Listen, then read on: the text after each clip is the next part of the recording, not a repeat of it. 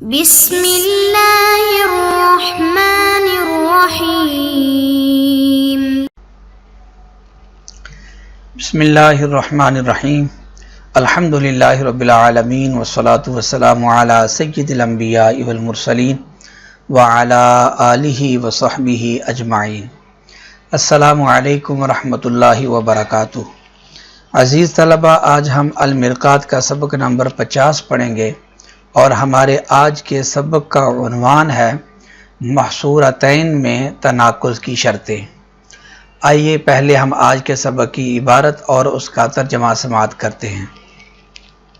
فصل لا بد فی التناقض فی المحصورتین من کون القضیتین مختلفتین فی الکم عن الکلیۃ والجزئیۃ فاذا کان احداہما کلیۃ تکون الاخری جزئیۃ لأن الکلیتین کالتکذیبان کما تقول کل حیوان انسان ولا شیء من انسان والجزئیتین قد تصدقان کما تقول بعض الحیوان انسان وبعض الحیوان لیس بانسان ویکون ذلك فی کل مادۃ یکون الموضوع اعم فیہا۔ ترجمہ۔ فصل دو محصوروں میں تناقض کے اندر دو قضیوں کا کم میں مختلف ہونا ضروری ہے۔ کم یعنی کلیت اور جزئیت کے اندر، لہذا جب ان دو میں سے ایک کلیہ ہوگا تو دوسرا جزئیہ ہوگا، اس لیے کہ دو کلیے کبھی دونوں جھوٹے ہوتے ہیں، جیسا کہ آپ کہیں کہ کل حیوان انسان، انسان کا ثبوت ہے حیوان کے ہر فرد کے لیے، اور ولا شیء من الحیوان بانسان، انسان کی سلب ہے حیوان کے ہر فرد سے، اور دو جزئیے کبھی دونوں سچے ہوتے ہیں، جیسا کہ آپ کہیں کہ بعض الحیوان انسان، یعنی انسان کا ثبوت ہے حیوان کے بعض فردوں کے لیے، اور بعض الحیوان لیس بانسان، انسان کی سلب ہے حیوان کے بعض فردوں سے، اور یہ ہر ایسے مادے کے اندر ہوتا ہے کہ جس مادے کے اندر موضوع عام ہو۔ یہ تھی ہمارے آج کے سبق کی عبارت اور اس کا ترجمہ۔ آئیے ہم آج کے سبق کی عبارت کی وضاحت سمجھتے ہیں۔ تو مصنف نے کہا لا بد فی التناقض فی المحصورتین، کہ دو محصوروں کے اندر تناقض میں دو قضیوں کا کم یعنی کہ کلیت اور جزئیت کے اندر مختلف ہونا ضروری ہے۔ اس سے پہلے مصنف نے دو مخصوص قضایا کے اندر، دو مخصوصوں کے اندر تناقض کی شرطیں بیان کی تھیں، اور وہ آپ جان چکے ہیں پیچھے کہ اگر دو مخصوصے ہوں، دو قضیے شخصیے ہوں، تو ان میں تناقض کے پائے جانے کے لیے 8 چیزوں کے اندر اتحاد کا پایا جانا ضروری ہے۔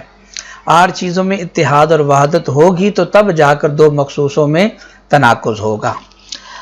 آج کے سبق کے اندر ہم سمجھیں گے کہ اگر دو قضیے محصورے ہوں، آگے عام ہے کہ وہ کلیے ہوں یا جزئیے ہوں، پھر موجبہ ہوں یا سالبہ ہوں۔ محصورہ کی آپ نے پیچھے 4 قسمیں پڑھی ہیں، موجبہ کلیہ، موجبہ جزئیہ، سالبہ کلیہ، سالبہ جزئیہ۔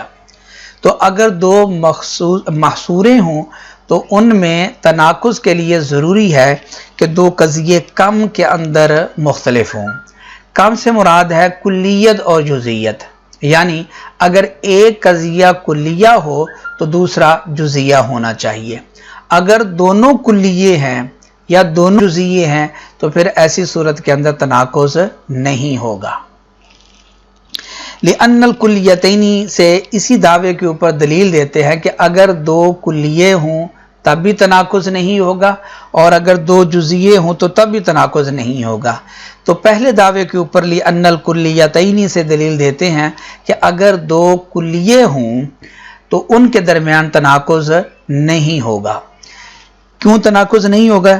اس لیے کہ دو کلیے کبھی دونوں جھوٹے ہوتے ہیں، دونوں جھوٹے ہو سکتے ہیں، اور تناقض کی تعریف میں آپ نے یہ پڑھا ہے کہ اگر ایک قضیہ جھوٹا ہو تو دوسرا ضرور سچا ہونا چاہیے، ایک جھوٹا تو دوسرا ضرور سچا، یا ایک سچا تو دوسرا ضرور جھوٹا ہونا چاہیے۔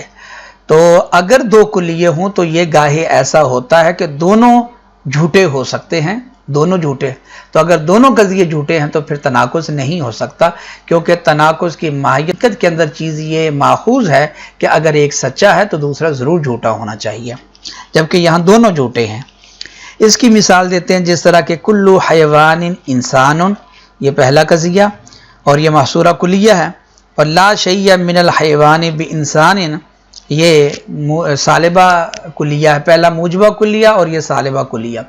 تو چونکہ یہ دونوں کلیہ ہیں تو اس لیے یہاں تناقض نہیں ہے، کیونکہ یہ دونوں قضیے اپنی جگہ پر جھوٹے ہیں. کیونکہ پہلے قضیے کا معنی ہے کلو حیوان انسان، کہ انسان کا ثبوت ہے حیوان کے تمام فردوں کے لیے، اور یہ جھوٹا ہے، کیونکہ حیوان کے افراد میں سے تو فرس بکر غنم بھی آتے ہیں، ان کے لیے تو انسان کا ثبوت نہیں ہے، لہذا یہ قضیہ جھوٹا ہے. آپ اس کو یوں بھی کہہ سکتے ہیں کہ یہ جھوٹا اس لیے کیونکہ اس کی نکیز سچی ہے. موجبہ کلیہ کی نکیز سالبہ جزیہ آتی ہے، اور اس کی نکیز ہے بعض الحیوان لیس بانسان، لہذا یہ کل حیوان انسان، یہ جھوٹا ہے. تو جس طرح یہ پہلا قضیہ جھوٹا ہے، اسی طرح لا شیء من الحیوان بانسان، یہ سالبہ کلیہ یہ بھی جھوٹا ہے، کیونکہ اس کا معنی ہے کہ انسان کی سلب ہے حیوان کے ہر فرد سے. یہ جھوٹا ہے کیونکہ حیوان کے افراد میں سے زید، عمر، بکر یہ بھی ہیں، اور ان سے تو انسان کی سلب نہیں ہے، لہذا یہ قضیہ بھی جھوٹا ہے. یا آپ اس کو یوں بھی کہہ سکتے ہیں کہ یہ سالبہ کلیہ ہے، سالبہ کلیہ کی نکیز موجبہ جزیہ آتی ہے، تو اس کی نکیز وہ سچی ہے. جب نکیز سچی ہے تو لہٰذا یہ سالبہ کلیہ یہ جھوٹا ہوگا. نکیز اس کی آئے گی بعض الحیوان انسان، تو نکیز اس کی موجبہ جزیہ وہ سچی ہے، لہذا یہ سالبہ کلیہ یہ جھوٹا ہے. تو یہ دلیل آئی کہ اگر دونوں قضیے کلیے ہوں تو ایسی صورت کے اندر تناقض نہیں ہوگا، کیونکہ گاہے ایسا ہو سکتا ہے کہ دونوں ہی جھوٹے ہو سکتے ہیں. والجزیتین قد تصدقان، یہاں سے دوسرے دعوے کے اوپر دلیل دیتے ہیں. دوسرا دعویٰ تھا کہ اگر دونوں جزیے ہوں تو تب بھی تناقض نہیں ہوگا. تو اس پر دلیل یہ دیتے ہیں کہ دونوں جزیے ہوں تو تناقض کیوں نہیں ہوگا؟ اس لیے تناقض نہیں ہوگا کہ گاہے ایسا ہو سکتا ہے کہ دونوں جزیے دونوں سچے ہو سکتے ہیں، اور تناقض کی یہ تعریف ہے کہ اگر ایک سچا ہے تو دوسرا ضرور جھوٹا ہونا چاہیے. یہاں دونوں سچے ہیں. اس کی مثال ہے بعض الحیوان انسان، کہ انسان کا ثبوت ہے حیوان کے بعض فردوں کے لیے، یہ سچا ہے کہ انسان کا ثبوت ہے حیوان کے بعض فردوں کے لیے، یہ قضیہ بالکل سچا ہے. اسی طرح بعض الحیوان لیس بانسان، یہ بھی پہلا موجبہ جزیہ، دوسرا سالبہ جزیہ.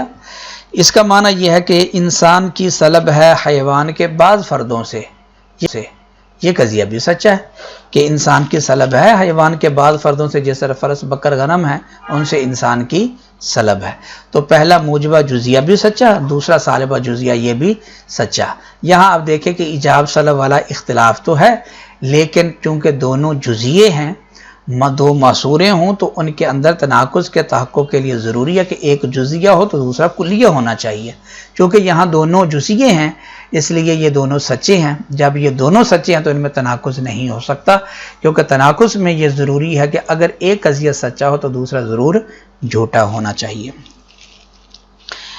وَيَكُونُ ذَلِكَ فِي كُلِّ مَادَّةٍ، یہاں سے مصنف نے ایک کلیہ بیان کیا ہے کہ یہ دونوں سچے یا دونوں جھوٹے یہ کہاں ایسا ہوتا ہے، کن مادوں کے اندر ایسا ہوتا ہے کہ دونوں قضیے سچے یا دونوں قضیے جھوٹے ہو سکتے ہیں. تو یہاں سے کلیہ بیان کیا کہ ہر ایسا قضیہ کہ جس قضیے کے اندر موضوع معمول سے عام ہو، معمول خاص ہو اور موضوع عام ہو، تو وہاں ایسا ہو سکتا ہے کہ اگر دونوں کلیے ہوں تو ممکن ہے کہ دونوں جھوٹے ہوں، اور اگر دونوں جزیے ہوں تو ممکن ہے کہ دونوں سچے ہوں. جس طرح کہ آپ دیکھیں مثالیں، پہلی مثال جو دونوں کلیے ہیں وہاں بھی کلو حیوان اور لا شیء من الحیوان، دونوں کے اندر موضوع حیوان ہے، اور حیوان یہ انسان جو کہ معمول ہے اس سے عام ہے. اسی طرح دوسری مثال کے اندر بعض الحیوان انسان اور بعض الحیوان لیس بانسان، ان دو قضایا کے اندر بھی موضوع حیوان ہے اور محمول انسان ہے، اور حیوان انسان سے عام ہے. تو یہ تھا کہ اگر دو محصورے ہوں تو ان میں تناقض کے لیے ضروری ہے کہ ان میں کم کے اندر یعنی کلیت اور جزئیت کے اندر اختلاف یہ ضروری ہے۔ آخر میں یہ بات یاد رکھیں کہ صرف یہی ضروری نہیں ہے، بلکہ جو دو مخصوصوں کے اندر آپ نے 8 چیزوں کے اندر 8 وحدتوں کے اندر اور 8 وحدتیں جو آپ نے پڑھی ہیں کہ 8 چیزوں کے اندر اتحاد اور وحدت یہ بھی شرط ہے، تو وہ جس طرح دو مخصوصوں کے اندر شرط ہے اسی طرح وہ دو محصوروں کے اندر بھی وہ شرط ہے۔ 8 وہ شرطیں بھی یہاں ضروری ہیں، ان کا لحاظ بھی ضروری ہے، اور ان کے ساتھ ساتھ کم کے اندر اختلاف بھی یعنی کلیت اور جزئیت کے اندر اختلاف وہ بھی یہاں شرط ہے۔ عزیز طلبہ، یہ تھا ہمارا آج کا سبق۔ آج کے سبق کے اندر ہم نے دو محصوروں کے درمیان تناقض کے تحقق اور تناقض کے پائے جانے کی جو شرطیں ہیں ان کو ہم نے جانا۔ امید ہے کہ آپ آج کا سبق سمجھ گئے ہوں گے۔ آپ سے گزارش ہے کہ آپ دو محصوروں کے اندر تناقض کے تحقق کی شرطوں کو بیان کریں، اور ان شرطوں کے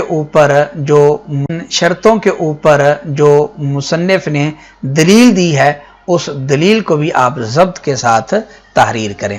اللہ تعالیٰ سے دعا کرتے ہیں کہ اللہ تعالیٰ ہمیں علم نافع، عمل صالح کے ساتھ اخلاص